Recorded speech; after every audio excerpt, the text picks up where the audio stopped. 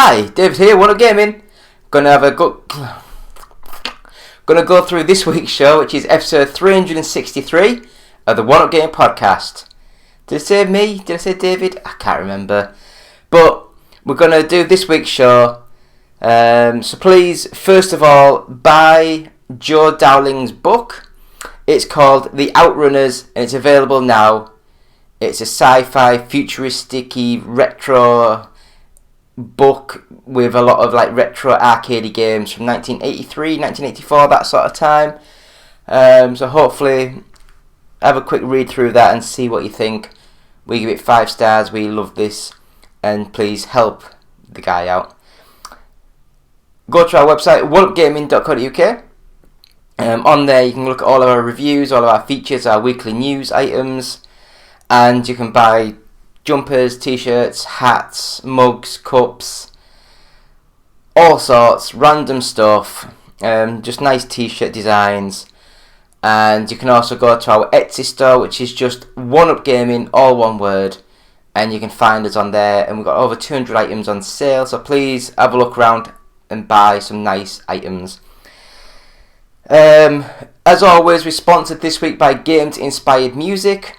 Now this originally started off as our animated TV sort of series that we were writing and developing and making, and we got a lot of music made. So the game, the animation itself was, imagine Quantum Leap. If anyone's old enough to remember that, I loved the show. Imagine Quantum Leap, but instead of going through history and going different like famous people, you actually go from game to game to game. So we had a lot of inspired by music made for the games that we were allowed to feature within this animation. In all, ID Software were amazing to work with. They basically just said, yeah, use whatever you want, use the names, use the likenesses, and you can just do what you want. Other ones were a bit more finicky, bit picky with what we were doing. Some outright said no, but basically what happened is the lead guy, who was going to be the lead person, voiceover artist, he unfortunately got arrested. I think it was like 2 weeks before he was meant to go on national TV in America for a Kickstarter campaign launch, and unfortunately he stabbed someone on New Year's Eve when he was out with his wife, and he got arrested, and it all kind of fell through. But we had a lot of the music made, so we put this into a CD, and this is what you can buy now. It's called Games Inspired Music, and you can actually buy this, stream this from all the places, and 20% of each sale will go to the Child's Play charity. So we thought we'd give a little bit back as we could. I'm not sure if the website's back up or not. I don't know why I'm recording this before. I'll have a look. But 2 secs. We do have our first 100 podcasts available to buy. It's in a cassette form, but it is a USB stick in there that pops out. So it has got the first 100 podcasts, which is 140 hours. We have 20 hours of our interviews podcasts. And we have a 25-minute interview with Sanspans Radio. So that's available to buy, and £1 of each sale will go to the Diabetes UK charity, which is nice of us, I should say. I mean, I'm diabetic, so that's probably why I decided on them. I think that's about it. I think that's about it for the intros. I guess on this bit here we will say, if you want to win a One Up Gaming t-shirt, just subscribe to the YouTube channel and put t-shirt as a comment. I'll give that out as soon as possible. And we have an Evercade cartridge to give away, Interplay Collection 2. So just subscribe to the YouTube channel and put Evercade as the comment, and we'll give that away. We also have some Steam keys and some Humble Bundle keys. God, that's it's just me, isn't it? I'm an idiot. We've got some codes to give away, so just, again, subscribe to the YouTube channel and just either leave Humble Bundle, well, just Humble or Steam, and we'll give those away as well. So we've got like 20, 30 codes to give away. So just subscribe to us, like us, comment, and you will get a chance to win a free code. So we'll have a quick 10-second break, and we'll be back with the games played this week. Hello Andy, this is Colin. I won't be able to get in tonight. I'm sweating like a pig. David here, One Up Gaming, still here. Episode 363. Yeah, podcast. Games been playing this week. So please, if you want to win some goodies, subscribe to the YouTube channel and leave comments. If you want to win a t-shirt, it's just leave t-shirt. If you want to win a Steam game, it's just leave the comment Steam. If you want to win a Humble Bundle key, just leave the word Humble. And if you want to win an Evercade cartridge, just thanks to the Interplay Collection 2, just subscribe to the YouTube channel and leave the comment Evercade. I think that's all the stuff we've got to give away. I think that's it. So we'll move straight into the games we've been playing this week.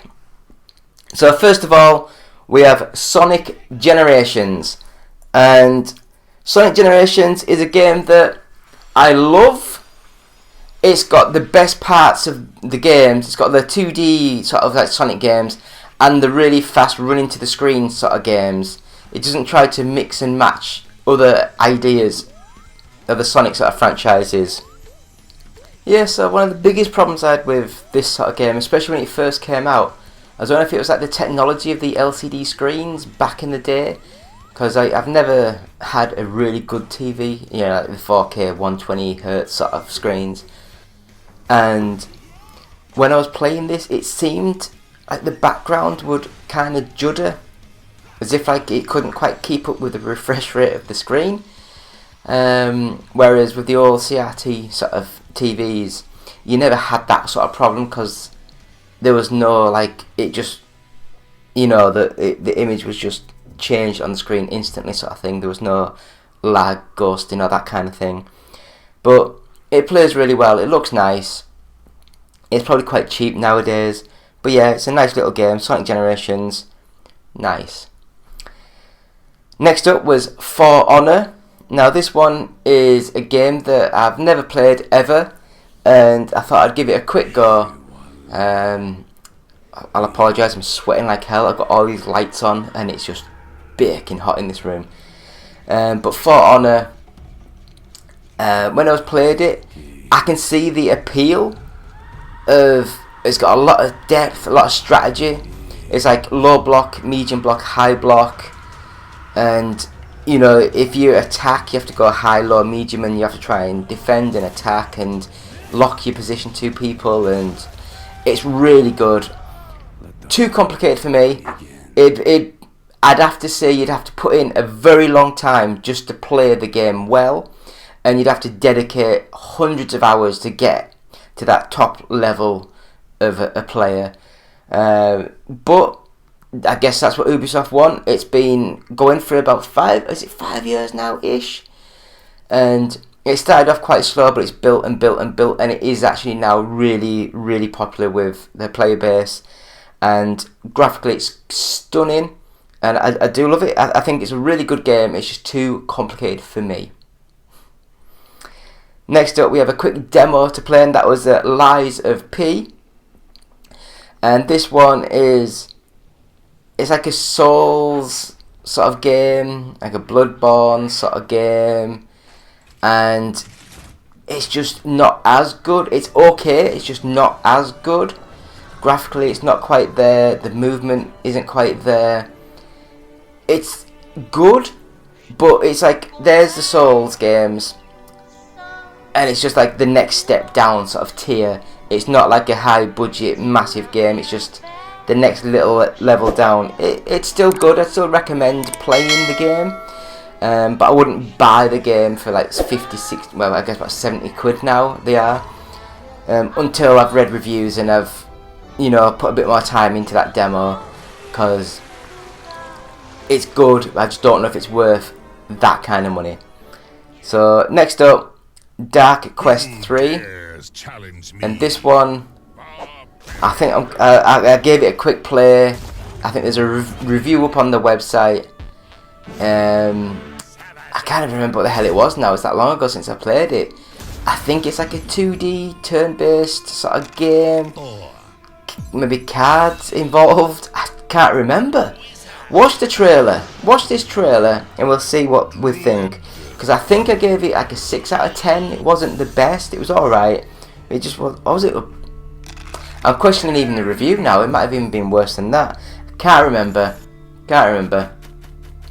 Moving slowly on, we have Batora, Lost Haven, and this one is a strategy, action, story-driven, one-player, single-player, narrative-based game, like third-person action-adventure, more like the old-style Resident Evil kind of things, just like a lot. Do you know what? Scrap all that. I believe this one's like more like a twin stick sort of shooter, but it does have a lot of story and a lot of elements to it. I really should have looked at some of these ones before I started talking about them. This must have been the time of when I was playing a few games and they're all just mixed into one. But yeah, I think this one, you land on a planet or land on another dimension. Your friend's being taken away by the enemy, and you have to make friends and join up, and you're can do magic and spells and stuff. If it's the game I'm thinking of, it played well, it looked nice, and I got into the story quite well. It's like stupid, cheesy, but quite fun, and I quite enjoyed. It's just a simple fetch questy sort of levels. Go to this person, talk to that person, get this power, do this thing, go to that area, that type of thing. And I quite enjoyed the game. So that's Barata. I'm thinking of Baraka. Batora, Lost Haven. And this next one, I have to remember what the hell this was, because it was Tram Sim. So it's like a simulation of trams.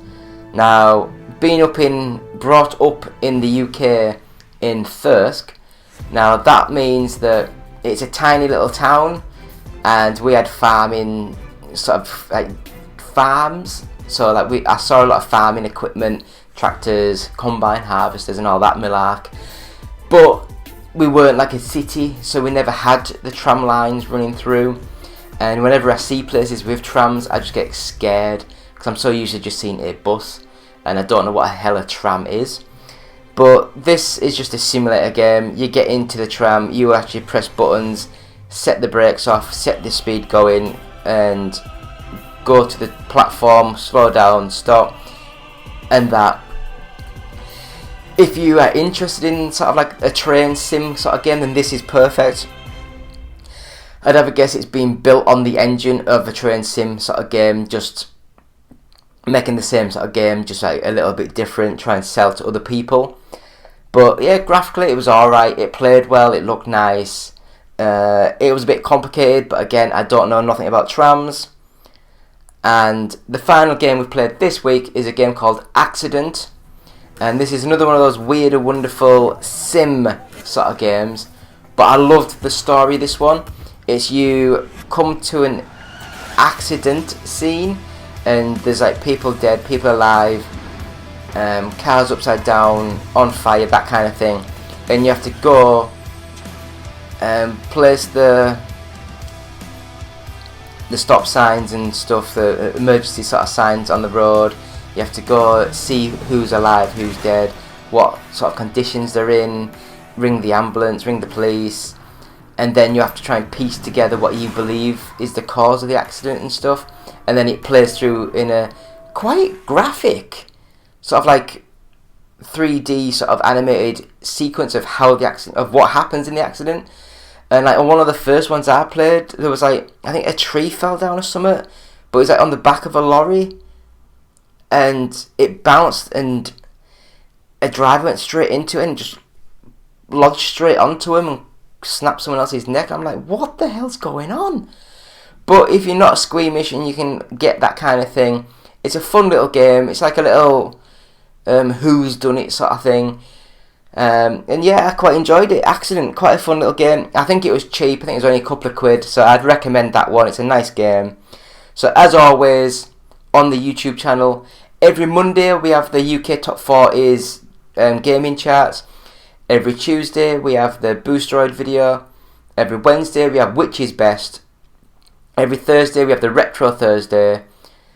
Every Friday we have the podcast. Every Saturday we have the games played this week.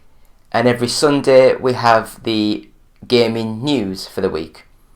So that is that for episode 363. Me, David, One Up Gaming. We'll be back after this quick break with this week's news.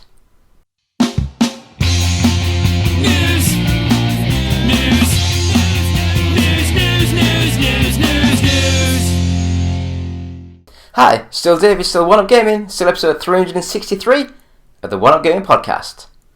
So we're going to go into this week's news, but before we do that, please subscribe to the YouTube channel and leave comments. So if you want to win things, it's either leave the comment of t-shirt to win a One Up Gaming t-shirt, leave a comment of Evercade to win an Evercade cartridge, leave a comment of Steam to win a Steam code, and leave a comment of Humble to win a Humble Bundle key. So subscribe and leave comments for a chance to win those things. I think that's it. So we'll go straight into this week's news. Might have helped if I had all this set up. So first bit of news that we have is the Mandalorian star Timothy Olyphant opens up about a failed Star Trek audition. Now, I don't even know who this guy was or is. Since doing research, I still don't know who he is. I wouldn't know what he looked like. I do know that he was in one of the Hitman movies.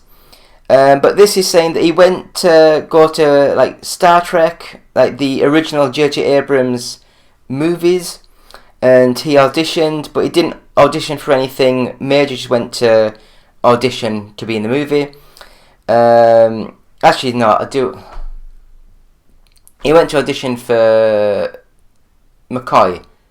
Leonard McCoy, but he said he'd already got his McCoy as Carl Urban. Somewhere else he was auditioning through, and he said, but I don't have a Kirk. So he went through, auditioned for James T. Kirk, but eventually it all came down that saying that they wanted a younger actor, and it turned out to be Chris Pine who got the role, and all this, that, the other. So I don't know why they're making a big deal about it. I don't know. I'm not that bothered. I mean, do you guys care about this, or is it just news about nothing because there's no news for this real week? But yeah, so then we'll go into the next sort of bit of news, and that is fans are struggling to keep up with James Gunn and Peter Safran's DCU plan. Various reports and rumours have spurred some confusion and backlash. DC Studios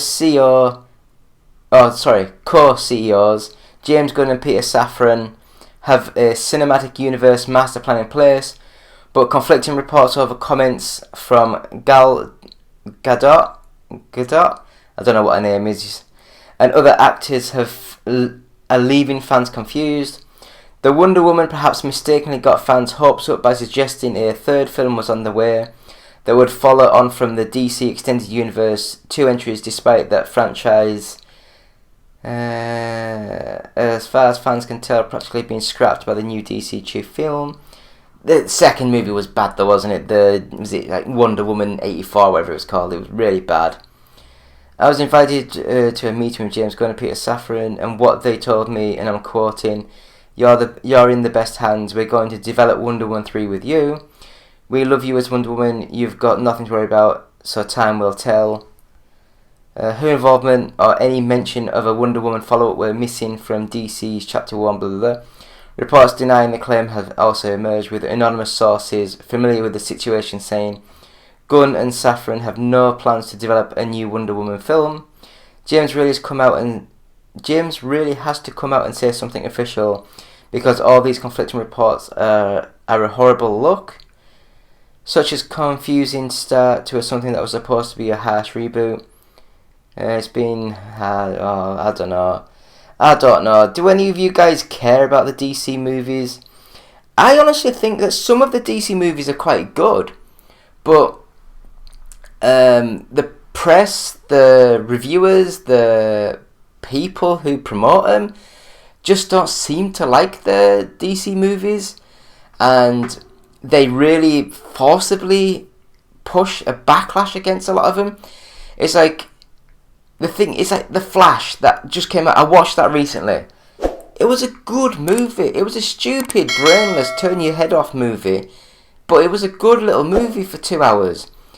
They all went on about how bad the CG effects were. I believe they went for a waxwork, unrealistic looking, like CG sort of effect. I think that was the style of the movie. It didn't draw me. It didn't pull me out of the movie. It's like he's going back in time. It's like it's not a flipping realistic movie now, and it was just weird how people really got on the back of that sort of movie. Yes, I understand you don't want to promote the leading star of that movie because of all of his criminal records over the last couple of years, but he played the roles really well. He had like the dual role of like him as a slightly older, more mature person, and him as like a 19-year-old that's like an idiot and just bouncing off things. But he played the roles really well. It was a good movie. I quite enjoyed it. But I guess it's not really what I think. It's what do you guys think? Leave comments. So we'll go into the next bit of news, and that is Wipeout fan port classic game to PC, tells PlayStation to shut it down and make a real remaster. Either let it be or shut this thing down and get a real remaster going. As reported by VGC, a programmer, Dominic, Shulableski, wrote a lengthy blog post outlining their approach to turning the original game's leaked source code into a working browser version. The guy also doesn't seem to mind if Sony shuts the project down, noting that redistributing the leaked source is questionable at best, but insisted the publisher makes its own remaster if it does. If anyone at Sony is reading this, please consider that you have, in my opinion, two equally good options. Either let it be, or shut this thing down and get a real remaster going. I'd love to help. Porting this version of Wipeout wasn't all fun and games though. The quality of the leaked source is abysmal. From what I can piece together, it mainly contains the Wipeout ATI 3D Rage edition of the game, a lackluster port for Windows that was bundled with ATI GPUs. The original game was released in 1995 as a launch title for the first PlayStation, but has disappeared from the limelight, despite being a beloved Sony exclusive. Yeah, I loved the Wipeout series. I really did. Wipeout Pure and stuff that was on the PlayStation 4, PlayStation 3, PlayStation 4. Amazing games. Really good. I loved them. And I loved Wipeout 2097. That was an amazing game. Some of you guys might know it as Wipeout XL. I don't know why you didn't just call it Wipeout 2097. But yeah, that was an amazing game. And Wipeout 3, again, that's another great game, isn't it? Leave comments, what do you guys think? So next up, South Park Snow Day is a 3D co-op multiplayer game coming next year. After an initial tease at its showcase last year, publisher THQ Nordic has revealed South Park Snow Day, a new 3D co-op multiplayer game coming to PC, PlayStation 5 and Xbox Series X and S next year. Focusing on Cartman and the crew as they celebrate not having school for the day thanks to... Yeah, it's a snow day. From the trailer that they showed, it looked kind of like a multiplayer action 3D top-down twin sticky sort of shooter. But I guess we'll see if it's more of a Diablo style game or if it is just that multiplayer sort of game. But please let us know, what do you guys think of the game? Do you think that they've done well, or do you think they should have just put a lot more money and effort into it and made another RPG game like the other two that came out a couple of years ago? Well, I guess it's probably more than a couple of years ago now, isn't it? Was it for the 360? The first one came out on? Can't remember. So it's quite old though, isn't it now? But still brilliant games and they look amazing. Next up we have Destroy All Humans Studio have announced that they are the developers of TMNT The Last Ronin. We learned earlier today that TMNT game based on the Last Ronin comic was in the works. Teenage Mutant Ninja Turtles The Last Ronin was originally a comic book miniseries released in 2020 set in the future. It's a darker tale of the franchise where all but one of the turtles have been killed by the Foot Clan, with the lone survivor on a revenge mission to kill the grandson of Shredder. Yeah, it doesn't really show much of the game. It's on PC, PS5, Xbox Series X and S. But yeah, what do you guys think? Do you think that it could be a nice little game, or do you think that the story is too dark and a bit too much for a family-friendly sort of series? Or do you reckon that they are trying to go more adult, more orientated in that direction? Let us know. Please leave comments. So next up, Borderlands 4 actually wasn't confirmed by voice actress resume despite rumours. Fans thought an actress's online resume had officially confirmed the next mainline Borderlands game. Earlier today, reports started to emerge that the existence of Borderlands 4 had been leaked by an actress, adding the game to her resume, but Genvid Entertainment has since clarified the situation.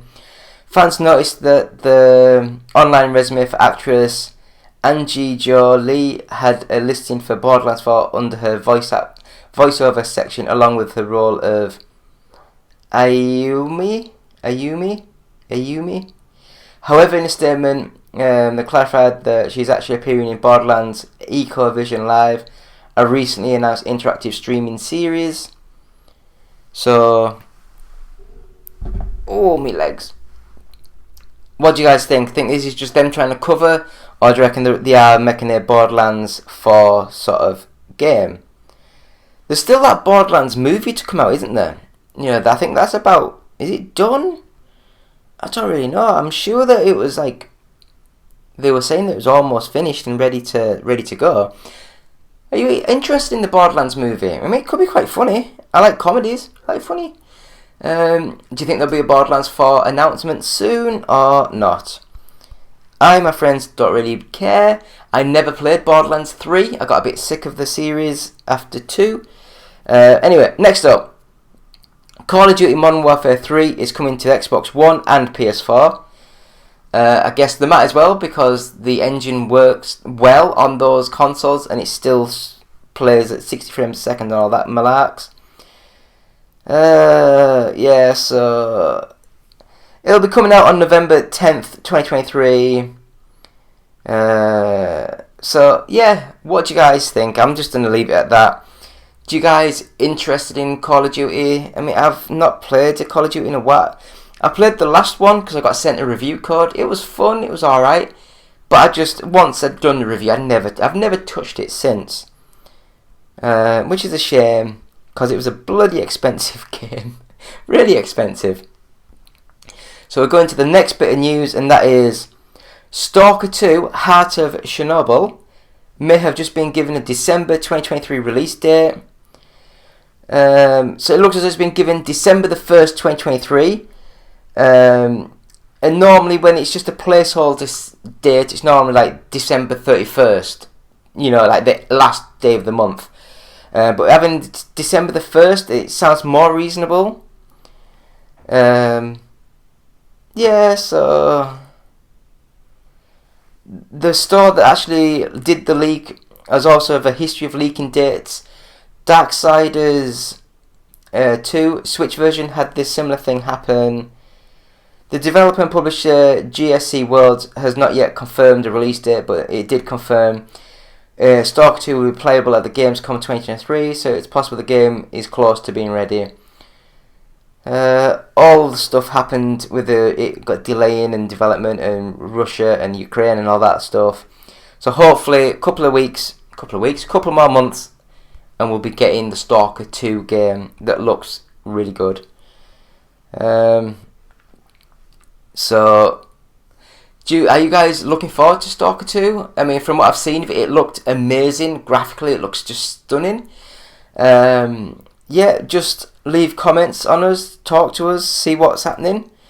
We'll go into the next bit of news, and that is WrestleQuest was delayed at the last minute by 2 weeks due to a save game bug.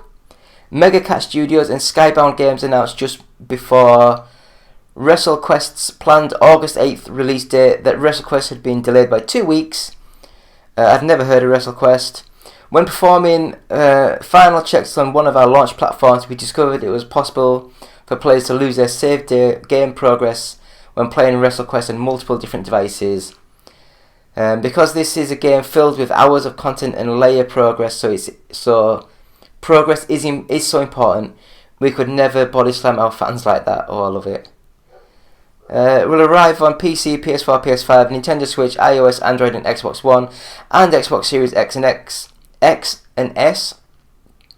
The game was first revealed in March 2022 and is a pro wrestling and RPG fantasy presented in a pixel art style. In the game, the player will go on a journey to become one of the all-time greats in the sport. Several legends come in to assist. The roster includes such as Macho Man, Randy Savage, Booker T and Junkyard Dog. It could be quite fun. It could. I quite enjoy little things like that. So we're going to the last bit of news this week, and we'll just go straight into it, and that is Forza Motorsport won't have split screen and 2 other features at launch. Turn 10 has confirmed that the upcoming Forza Motorsport won't have a certain features at launch, including split screen. So the creative director Chris Izaki explained that the game won't feature split screen, spectator mode, or being able to race against AI in certain multiplayer modes. He touched upon the reasoning for excluding split screen, saying that pushing the graphics required a complete overhaul of the game's rendering engine. As a result, split screen was difficult to add in and won't be available at launch. While these legacy features won't be included, Forza Motorsport will have a bevy of accessibility options. Turn 10 will also show a presentation for Forza Motorsport at Gamescom 2023, but it won't be playable there. The game is set to launch on October 10th on PC and Xbox Series X and S, and will be included in Game Pass from day 1.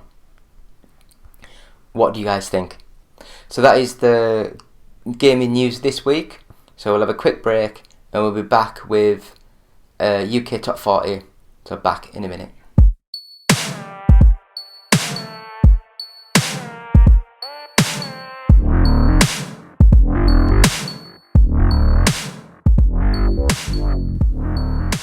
Still David, still One Up Gaming, still the podcast, still episode 363 of the One Up Gaming podcast. Gonna go into this week's top 40 now. Before we do that, please, we have some giveaways. First of all, subscribe to the YouTube channel and leave a comment called T-shirt and for a chance to win one of our T-shirts. Leave a comment that says Evercade for a chance to win an Evercade cartridge. Leave a comment that says Steam for a chance to win a Steam code, and leave a comment that says Humble for a chance to win a Humble Bundle key. So 4 things to do, and please like, subscribe, share, let all your friends know if you want to get some games. Got over 20 games to give away, so just let us know and we'll get those sent straight to you. So as I say, this is going to be a quick UK Top 40s now. So we'll go into that. So, at number 40, Dark Souls Trilogy by Bandai Namco Entertainment. Number 39 is Five Nights at Freddy's Security Breach by Ubisoft. Number 38 is Super Smash Bros. Ultimate by Activision Blizzard. No, it's not. It's not by Activision. It's by Nintendo, isn't it? I think they got all these wrong. Number 37 is Pokemon Scarlet, and it says Activision, but no, it's by Nintendo. Number 36 is Crash Bandicoot N. Sane Trilogy by Activision Blizzard. That's correct. It's got all like loads of 37s there. I think that's they just forgot to change those. Number 35 is The Witcher 3 Wild Hunt Game of the Year Edition by Bandai Namco Entertainment. Number 34 is WWE 2K23 by Take-Two. Number 33 is it's so confusing. There's like Witcher 3 and Witcher 3. The Witcher 3 Wild Hunt Complete Edition by Bandai Namco Entertainment. Number 32 is Star Wars Jedi Survivor by Electronic Arts. 31 is Mario plus Rabbids Kingdom Battle by Ubisoft.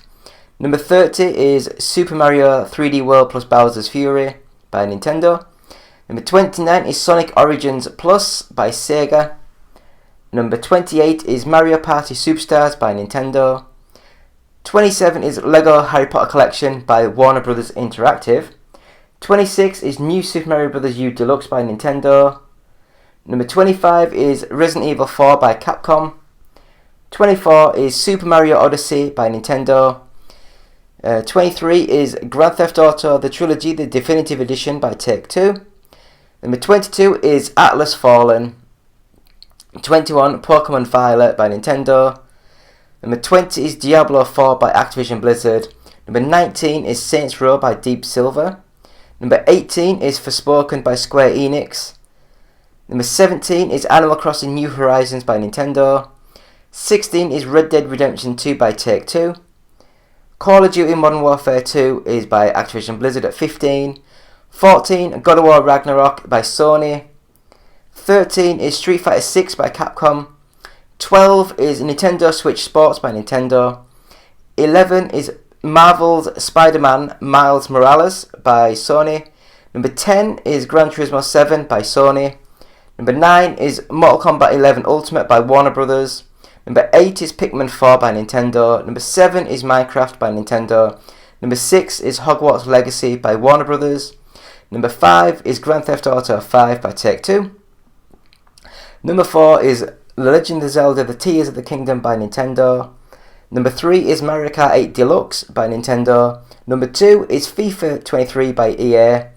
And at number 1, again, I don't know why, Lego Star Wars The Skywalker Saga by Warner Bros. Really didn't like this game. I thought it was rubbish. But that is thanks to the Games Press and the GFK Entertainment software chats, all formats. So thank you to them. And yeah, and that is this week's show. So thank you all for watching. We will end it now. And please go to our website, which is oneupgaming.co.uk. Please go to our Patreon, which is patreon.com/OUG. Buy jumpers, t-shirts and caps and bottles and shorts and shoes from our website. Go to our Etsy store, which is just go to Etsy and then search One Up Gaming, all one word, as the shop name. Games Inspired Music is available now. 20% of each sale will go to the Child's Play charity. Go to audiobooksontape.com and see if that's up and running. If it is, buy some decent stuff from there. It's amazing. I love the guy. If you buy our audiobook, it is £1 of each sale will go to the Diabetes UK charity. Please subscribe to us or follow us on Facebook. Just search One Up Gaming. On YouTube, One Up Gaming. We've got over 2,000 subscribers now. Please watch, subscribe, like, all that kind of stuff. Bell icon. It's amazing. I love all the fan feedback. I love all the emails and the text that we get sent. It's great. We're on Twitch, which is twitch.tv/OUG official. If you want to follow us on Twitter, or I guess on X, it's at OUG official. Send us any messages on there. And if you want to email us anything, it's contact@oneupgaming.co.uk. And finally, if you are listening to this on a podcast, then please subscribe, follow, like, and leave positive reviews. It really helps with the algorithm to get the podcast up with more people. So, One Up Gaming, David, episode 363. Thank you. Goodbye.